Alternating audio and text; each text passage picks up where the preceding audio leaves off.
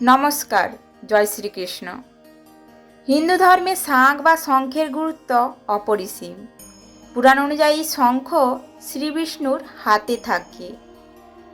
পাশাপাশি শাঁখে ফু দিলে যে তরঙ্গের সৃষ্টি হয় তা অশুভ শক্তিকে দূর করে বলে প্রচলিত ধর্মীয় বিশ্বাস।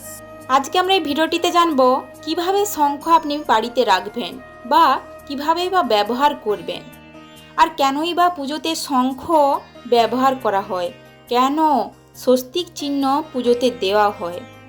তার আগে সবাইকে জানাই আমার এই চ্যানেলটিতে স্বাগতম। ভিডিওটি শেষ পর্যন্ত দেখার অনুরোধ রইল। হিন্দু ধর্মের সকল পূজা অর্চনায় শাঁখ বাজানো গুরুত্বপূর্ণ অঙ্গ হিসাবে বিবেচিত হয়। শঙ্খ, চক্র, গদা, পদ্মধারী শ্রীবিষ্ণুর অন্যতম অস্ত্র শাঁখ। শাঁখে আওয়াজ তুলেই পুরাণে বারবার অশুভ শক্তিকে দূরে সরিয়েছেন তিনি। হিন্দু ধর্ম ছাড়া বৌদ্ধ ধর্মেও শাঁখের ব্যবহার রয়েছে। বৈদিক মতে দু ধরনের শঙ্খ পাওয়া যায়, একটি বাজানোর জন্য এবং অন্যটি পুজোর কাজে ব্যবহার করার জন্য। বলা হয় যে নিয়মিত শাঁখ বাজালে হার্টের অসুখ সহজে হতে পারে না। গৃহস্থ বাড়িতে দিনে দুবার সকালে ও বিকেলে শাঁখ অবশ্যই বাজাতে হয়। অনেকেই বাড়িতে শাঁখ রাখেন, কিন্তু তার নিয়ম মেনে না রাখলে শাঁখের শুভ প্রভাব থেকে বঞ্চিত হতে হয়। তাই জেনে নিন বাস্তু মেনে কিভাবে শাঁখ রাখতে হয়। বাড়িতে অন্তত দুটি শাঁখ রাখবেন এবং এই দুটি শাঁখ পরস্পরের থেকে আলাদা রাখবেন। যে শাঁখ বাজানো হয় তার মধ্যে জল দিয়ে পুজোর কাজে ব্যবহার করা যাবে না। এই ধরনের শাঁখ হলুদ কাপড়ের ওপর রাখা উচিত। জলশঙ্খ নিয়মিত গঙ্গা জল দিয়ে পরিষ্কার করে সাদা কাপড়ে মুড়ে রাখা বাস্তুমতে বিধেয়। যে শাঁখটিকে বাজানো হয় তার থেকে পুজোর কাজে ব্যবহৃত শাঁখটিকে কিছু উপরে স্থাপন করতে হবে। একই কাজে ব্যবহৃত দুটি শঙ্খ কখনোই এক ঘরে রাখবেন না। শাঁখ কখনোই শিবলিঙ্গের চেয়ে উঁচুতে রাখবেন না এবং পূজা অর্চনার সময় শাঁখের সঙ্গে শিবলিঙ্গের যেন স্পর্শ না হয়। মহাদেব বা সূর্যদেবের পুজোয় শাঁখ দিয়ে জল অর্পণ করবে না। হিন্দুদের ঘরে ঘরে শঙ্খ বাজানোর রীতি বহু যুগ ধরে প্রচলিত।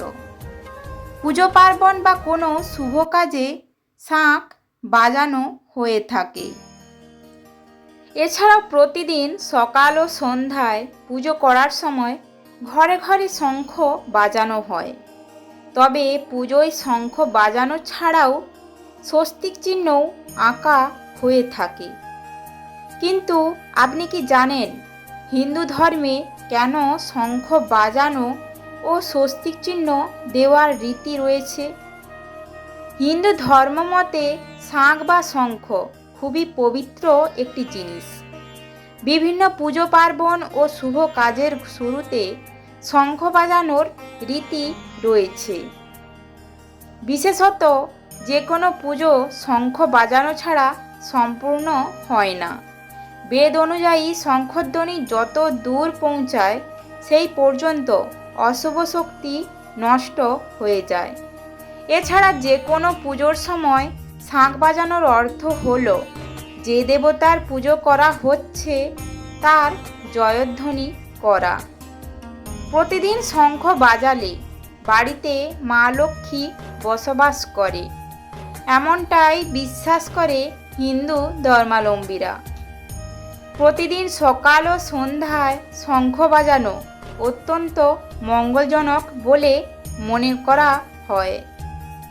হিন্দু ধর্মে সমস্ত দেবদেবীর পূজার স্থানে স্বস্তিক চিহ্ন দেওয়ার রীতি রয়েছে। স্বস্তিক চিহ্ন নেতিবাচকতা দূর করে ও ইতিবাচকতা বাড়ায়। এটি সিদ্ধিদাতা গণেশের সাকার বিগ্রহের স্বরূপ। স্বস্তিকের 4টি ভুজা শ্রী বিষ্ণুর 4 হাত বোঝায়।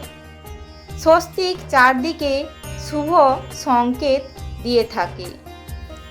পুজোর সময় ঘটে স্বস্তিক চিহ্ন আঁকা হয়। গৃহপ্রবেশের সময় মূল দরজার ওপরে স্বস্তিক চিহ্ন অঙ্কন করা হয়। তাহলে পরিবারে সুখ শান্তি বজায় থাকে বলে মনে করা হয়। বিশ্বাস করা হয় যে এর ফলে বাড়িতে কোনো অশুভ শক্তি প্রবেশ করতে পারে না। এছাড়াও প্রতিদিন ঘুম থেকে উঠে স্বস্তিক চিহ্ন দর্শন ও প্রণাম করা অত্যন্ত শুভ বলে মানা হয়ে থাকে। আশা করি আজকের ভিডিওটি ভালো লেগেছে। ভালো লেগে থাকলে অবশ্যই লাইক এবং কমেন্ট করে জানাবেন। আর এরকম নিয়মিত তথ্য পাওয়ার জন্য এই চ্যানেলটি সাবস্ক্রাইব করে রাখুন। ধন্যবাদ। জয় শ্রীকৃষ্ণ।